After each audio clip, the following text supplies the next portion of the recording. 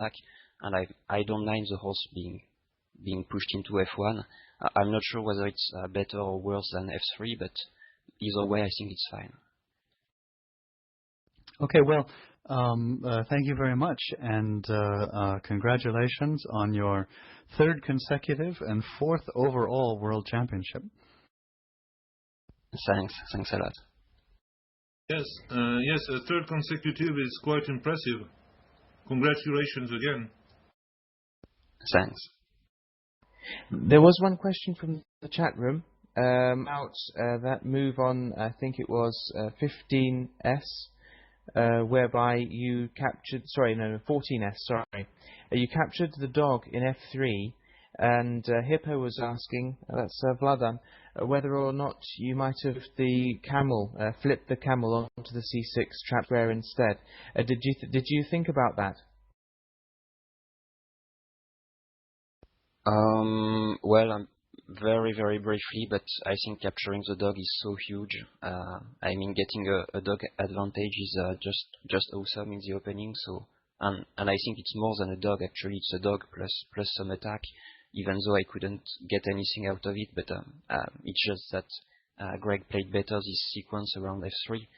But I think it's so huge to capture the dog that I'm not even willing to look at this camel flip. I think it must be better to just capture right there. And you could clearly see that you would end up being a dog up from that position. Yeah, I don't think Gold can avoid that. Yeah, okay. So Greg, what point in the game were you the most hopeful? Let's put it that way. Well, up until 10G, I liked my opening. Let me take a look at 8G.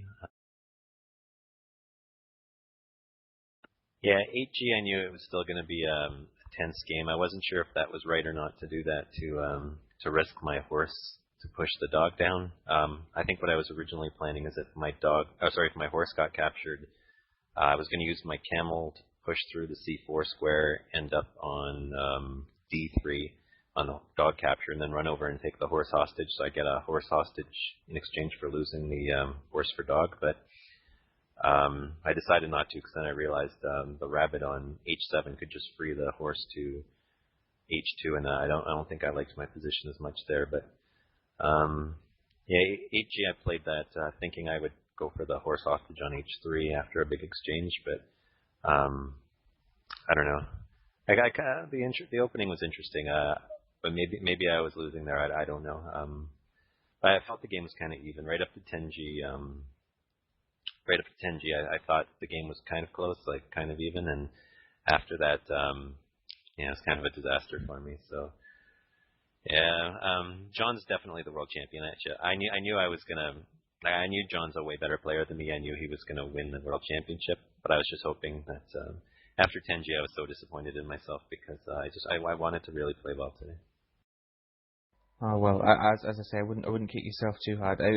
It felt like a good game. Even after 10G, as you say, you definitely generated some good counterplay, and if it hadn't been for that mistake, who knows which way the game could have gone. So, I mean, you're definitely a worthy number 2. Oh, thank you very much. Well, hopefully next year, you never know, Fritzline might be bouncing back to number 2 next year. I think Fritzline's probably still the stronger player than me, so I think my goal in 2012 will be to continue to improve and try and finish top 2 again. All the best with that, and thanks again. Is there anything you'd like to add?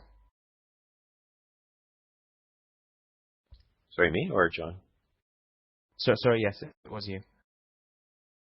Yeah. Oh, just thanks very much to Omar. These World Championships are always like one of the more exciting events of the year. So, and Omar puts a lot of his time and effort into these, and so thanks very much, Omar, and everybody who makes these World Championships possible. They're a lot of fun.